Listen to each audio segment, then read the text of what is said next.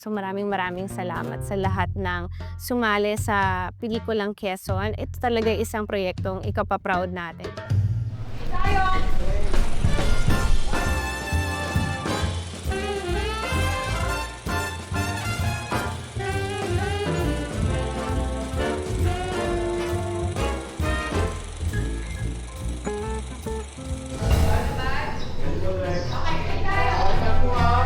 Ako si Jeffrey Cantuba, ang proud director ng pelikulang Quezon. Bakit sa Tayabas? Maganda yung Tayabas eh. Talagang historical. Lalo na period yung ginagawa natin, istorya ni Manuel L. Quezon. So kailangan mapakita natin talaga yung mga lumang struktura para sa pelikulang to. Hi, I'm Rafa Evangelista. I'm the second assistant director for the film Quezon. Experience here in Tayabas. Of course, we're shooting the film in the middle of the summer. Of course, mainit. But the view is very refreshing knowing na nagpapakita sa amin si Banahaw on the past 2 days that we've been shooting here. The people are very good. The food is really good. Whenever we have downtime, we go around the city to eat street food, kung ano yung mga kakanin na available. So yun, tinatry namin. The people are very nice. Most of our talents that we casted here in Tayabas that we're shooting, mostly are from Tayabas din. So surprisingly, everyone can act. Almost everyone are locals here. So no problem naman in directing them here for the film. Hello, I'm Bob, camera operator for Quezon. Personal experience ko lang dito sa Tayabas. Parang maganda kasing makakita lang ng lugar na parang naka-freeze lang siya in time.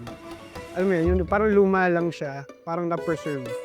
Diba? Tapos ang ganda ng view kapag nasa taas kami dyan. Tapos pagkita ko dyan may yung simbahan, tapos yandun yung Banahaw sa likod. Tapos parang nakaka-refresh. Parang untouched by time. I'm Steve Salvador and I'm the costume designer of this upcoming period piece, Quezon. And I'm here in Tayabas today to shoot a few scenes on our last day. Well, siguro primarily because of the infrastructure here in Tayabas, which best suits the period of the film. So that's why napili ng location manager namin na i-present ang Tayabas as one of the most favorable spots for the movie. Well, for one, the people are very nice dito. You can easily approach anybody for help. Madali po silang, hindi po sila madamot, tumulong. And the food is very good. Masarap dito ang food. And I really love your church. Maganda. In and out.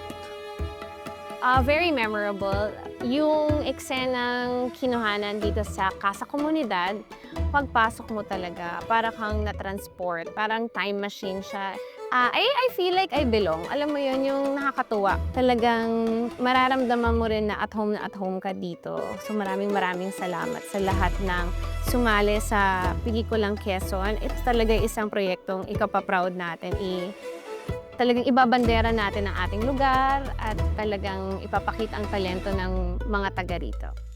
Hello, I am Monica Sebial. I am the production designer of Quezon Film. Bakit dito sa Tayabas? Kasi obviously dahil period film to, kinailangan namin ng lugar na hindi namin kailangan itago yung mga modern stuff. And thankfully, Tayabas has so much to offer. The space is perfect, sakto yung size. Madami kaming napuntahan pero ang daming mga factors na hindi namin maitago. And Tayabas was able to provide everything that we needed for this shoot. Enjoy kaming lahat. And aside from that, because of the space, very inspiring. Ang sarap niyang gawing sets. And at the same time, sobrang abundant niya rin sa materials. Like, tatanungin lang namin si Sir Juni, Sir Juni, kailangan namin ng kawayan. Ang daming kawayan. Kailangan namin ng Dahon ng, ano ba yung hinanap mo? Dahon ng buko, mga ganon. Ang dami. As in some provinces kasi unfortunately hindi siya as readily available, but thankfully Tayabas has so much to offer and it really helped us get quite an experience na madali kaming makapag-design, makapag-resource ng mga materials for our sets. So super duper great experience nga working and meeting people from Tayabas. Laking tulong nila sa aming production na to. Since Quezon is a period film, we're looking for places that would fit the scenes. And konti lang yun sa Pilipinas eh. Tapos, and nearest is Tayabas. And you have here, you have the church. Pag nag-shoot kayo sa pelikula, usually, punta kayo sa isang lugar. Tapos, syempre everyone is excited to watch the shoot. Tapos nakakita na artista. Sa Tayabas yung, kalma yung mga tao. So you have that people here in Tayabas. We love that. Ang babait ng mga natin actors kay Boss Eco, sama kay Ma'am Karil, ang babait nila, at saka yung mga staff, sobrang napakasikaso nila. Sobrang accommodating lahat ng mga staffs dito, then na-assist naman kami lahat ng maayos. Grabe, amazing. Nagulat ako na ganun pala talaga. And iba yung treatment nila. Kakaiba.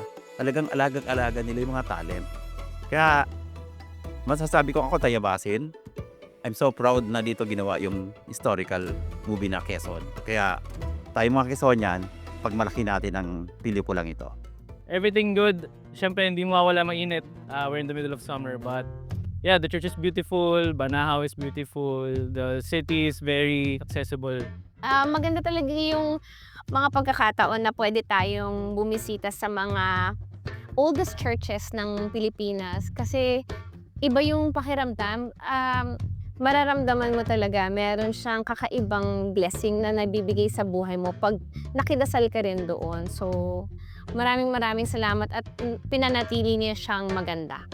Pag may mga pelikula na We Need a Church, the old church, ang ganda ng church, yung paborito ko yung simbahan nyo, yung hallway na mahabang ganyan. Tapos may courtyard ba kayo, ang ganda. Lagi naman kinukonsider yung Tayabas, lalo na pag may period film, lagi. So, pipiliin nyo lang talaga kung ano yung mga scenes na isushoot nyo rito. So, tanong yes, always. Always. It was a pleasant stay. It was a pleasant workplace. And definitely will recommend to more production. Sana talaga marami pang maka-experience na filmmaking here in this lovely city because it's worth it. Well, since I've been doing period films and nung sinabi sa amin na we'll be shooting here again, so na-excite din ako kasi I'll be going back to Tayabas. I would love to work here again, of course. And it's really up to production kasi decision po yan ng location manager and our director if they find the location suited for the story. But if you ask me to shoot here again, of course I will. No doubt about it.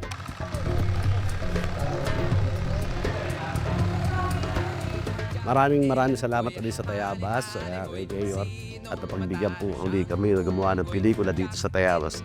Mabuhay po kayo.